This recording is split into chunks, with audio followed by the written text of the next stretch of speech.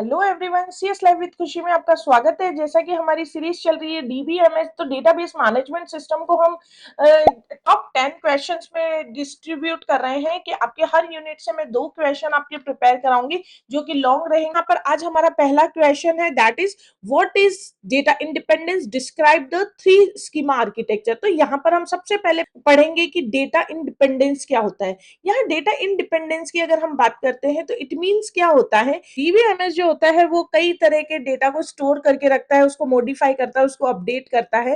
But यहाँ पर है कि डेटा इंडिपेंडेंस का मतलब होता है कि अगर हम डेटाबेस के स्कीमा में किसी तरह का चेंजेस करते हैं, यहाँ स्कीमा का मतलब होता है कि जो हमारे डेटाबेस की स्ट्रक्चर है, जो लॉजिकल अपीयरेंस है उसकी, तो अगर हम लॉजिकल स्कीमा में, लॉजिकल जो हमारा लेवल होता है उसमें अगर किसी प्रकार का कोई चेंजेस करते हैं तो उसके जो चेंजेस होते हैं उसकी वजह से हमारे डेटाबेस की जो दूसरी लेयर्स होती है उसमें कोई इंपैक्ट ना आए, कोई इफेक्ट ना आए, that is called data independence. यहाँ पर आप इसको और अच्छे से समझने के लिए हम आगे पढ़ते हैं कि DBMS refers to the ability to modify the database schema. It means क्या होता है कि जो डेटा इंडिपेंडेंस होता है उसका यूज करके हम डेटाबेस के स्कीमा में मॉडिफिकेशन कर सकते हैं at one level without affecting the schema at the next higher level.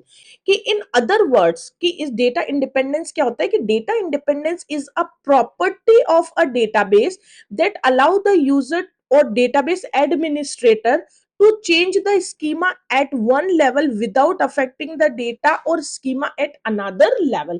मतलब एक अगर लेवल पे मैंने कोई चेंजेस किए, सपोज करो कि मेरे पास यहाँ पर ये 2 लेवल है और ये 3 लेवल है, तो अगर मैं यहाँ कोई चेंजेस करती हूँ तो इसका इम्पैक्ट मुझे यहाँ दिखाई नहीं देना चाहिए, और यहाँ अगर मैं कोई चेंजेस करती हूँ तो उसका इम्पैक्ट मुझे यहाँ दिखाई नहीं देना चाहिए। और ये जो इम्पैक्ट दिखाई नहीं देना चाहिए, चाहे वो मॉडिफिकेशन हो किसी भी प्रकार का, उसको हम अचीव करते हैं, that is because of data independence. आगे हम इसी को आगे और कंटिन्यू करते हैं कि इसको आप लिखने के बाद में आप क्या लिखेंगे कि डेटा इंडिपेंडेंस इन डीबीएमएस। तो इस डायग्राम से हम उसको बेटर तरीके से समझ पाएंगे। तो यहाँ पर आप देखिए कि जो हमारा डीबीएमएस का आर्किटेक्चर है या डीबीएमएस का जो डायग्राम है, यहाँ पर आपको 3 लेवल देखने को मिल रहे हैं। The first is external level, second is conceptual level, third is physical level.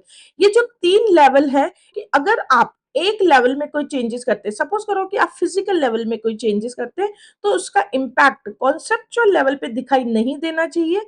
और अगर आप कॉन्सेप्चुअल लेवल में कोई चेंजेस करते हैं तो उसका जो आपको इंपैक्ट है वो एक्सटर्नल लेवल पे दिखाई नहीं देना चाहिए। तो यहाँ पर ये जो 3 लेवल है that is belongs to data independence in DBMS. और यहाँ पर हम 2 तरह के डेटा इंडिपेंडेंस पढ़ेंगे। The first is logical data independence and second is physical data independence. जो फिजिकल डेटा इंडिपेंडेंस है वो इन 2 लेयर के बीच में वर्क करता है। इट मींस जो लोअर लेयर, हमारी physical layer is lowest layer, अगर हम लोअर लेयर में कोई चेंजेस करते हैं तो उसके चेंजेस हमें कॉन्सेप्चुअल लेवल में दिखाई नहीं देने चाहिए, that is called physical data independence. और अगर कॉन्सेप्चुअल लेवल में कोई चेंजेस करते हैं हम, तो उसके जो चेंजेस होते हैं, जो इफेक्ट होते हैं, वो हमें एक्सटर्नल लेवल में दिखाई नहीं देनी चाहिए, that is called logical data independence. Diagram को हम समझ चुके हैं। इसके बाद हम देखते हैं it is divided into 2 primary types. अब इसको 2 प्रकार से डिवाइड किया गया है। The first is physical data independence and second is logical data independence. यहाँ पर हम फिजिकल डेटा इंडिपेंडेंस की अगर हम बात करते हैं, इट मींस क्या है, फिजिकल जो हमारी लेयर है वो सबसे लोवेस्ट हमारी लेयर होती है, सबसे इंटरनल लेयर हमारी मानी जाती है। It means this is refers to the ability to change the physical storage. It means अगर आपका डेटा किसी एक स्टोराइजेशन में रखा हुआ है, आप उसको चेंज कर रहे हैं किसी और डिवाइस में, तो ये जो चेंजेस कहलाता है वो किस में कहलाता है, फिजिकल डेटा इंडिपेंडेंस में वो चेंजेस कहलाता है। इट मींस कि फिजिकल डेटा इंडिपेंडेंस की वजह से उसमें हम अगर ये डिवाइसेस चेंजेस करते हैं तो उसके जो लॉजिकल स्कीमा है, जो उसका अपर वाला लेयर है, उसमें किसी प्रकार का कोई चेंजेस आपको देखने को नहीं मिलेगा। इसको हम एग्जांपल से समझ सकते हैं कि suppose the DB upgrades the server storage from a traditional HDD to a SSD. It means कि कोई डीबी है जो अपने डेटाबेस को एचडीडी से किस में कन्वर्ट करना चाह रहा है, एसएसडी में कन्वर्ट करना चाह रहा है, और मॉडिफाई करता है उसमें इंडेक्सिंग और टेक्निक्स, जैसे कि because of physical data independence जो एप्लीकेशन सॉफ्टवेयर है जिनके थ्रू डेटा एक्सेस किया जाएगा उसमें जो भी क्वेरीज दी जाती है वो एज इट इज प्रीवियसली जैसे फंक्शन कर रही थी वैसे ही वो फंक्शंस कंटिन्यूसली वर्क करते हैं। तो इस तरीके से वो फंक्शन जो प्रीवियसली जैसे फंक्शन कर रहे थे उसी प्रकार से अब भी कर रहे होते just because of physical data independence. इसी प्रकार हम लॉजिकल डेटा इंडिपेंडेंस की अगर बात करते हैं तो this refers to ability to change the logical schema without affecting the user view. It means क्या है कि हम हमारे लॉजिकल स्कीमा में अगर कोई चेंजेस करते हैं जस्ट लाइक कि कोई हम एट्रीब्यूट नया ऐड करते हैं या कुछ डिलीट करते हैं कुछ मॉडिफाई करते हैं या टेबल के दो स्प्लिट्स कर देते हैं हम टेबल को स्प्लिट कर देते हैं तो इस तरह के जो भी चेंजेस है उनके इफेक्ट हमें यूजर व्यू में दिखाई नहीं देते। फॉर एग्जांपल कि सपोज कोई डीबीए है जो किसी एक टेबल में एक नया कॉलम ऐड करना चाहता है क्योंकि उसे ईमेल एड्रेस ऐड करना है तो इस तरीके से वो टेबल में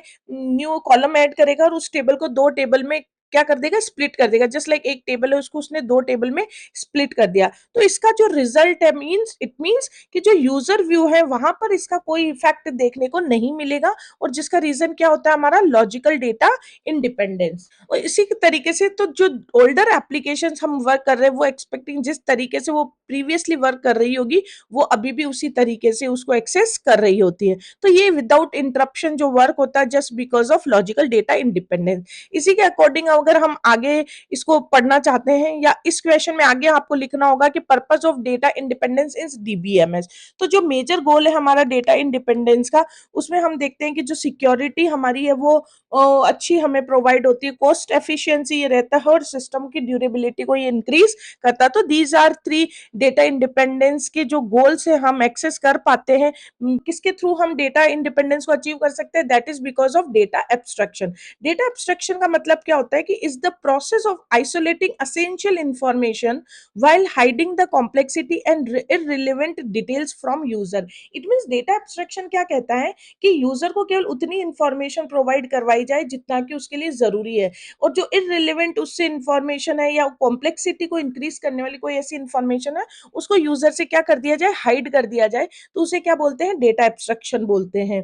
तो इट मीन्स अगर सिंपल शब्दों में मैं कहूँ तो डेटा एब्स्ट्रक्शन का होता मतलब होता है कि अगर आप कॉम्प्लेक्सिटी को इररिलेवेंट इंफॉर्मेशन को अगर यूजर से हाइड करते हैं तो that is called data abstraction. इसका डायग्राम आप यहाँ पर समझ सकते हैं कि डेटा एब्स्ट्रक्शन को अगर आप अचीव करना चाहते हो तो सपोज करो व्यू लेवल हमारा सबसे आउटर जो लेवल होता है दैट इज एक्सटर्नल व्यू, उसके बाद में आता है कॉन्सेप्चुअल लेवल और फिर आता है सबसे lowest physical layer. Physical layer में हमारा डेटा हमेशा स्टोराइजेशन होता है मतलब वो डिवाइसेस जहां पर आपका डेटा स्टोर है।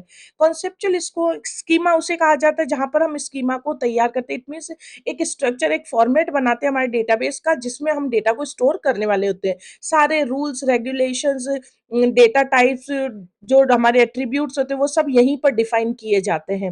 और व्यू लेवल का मतलब होता है जहां पर यूजर उस डेटा को एक्सेस कर रहा होता है। तो यहाँ पर अगर हम देखते हैं डेटा एब्स्ट्रक्शन है वो सबसे ज्यादा कहाँ यूज किया जाता है कि डेटा एब्स्ट्रक्शन सबसे ज्यादा हाई कहाँ रहता है व्यू लेवल पे सबसे ज्यादा हाई रहता है। और जैसे जैसे वो लोवेस्ट लेयर की तरफ बढ़ता जाता है जो हमारा डेटा एब्स्ट्रक्शन होता है वो और फिजिकल लेयर में जो एब्स्ट्रक्शन लेवल होता है वो सबसे ज्यादा लो रहता है। तो इस तरीके से ये एब्स्ट्रक्शन लेवल वर्क करता है।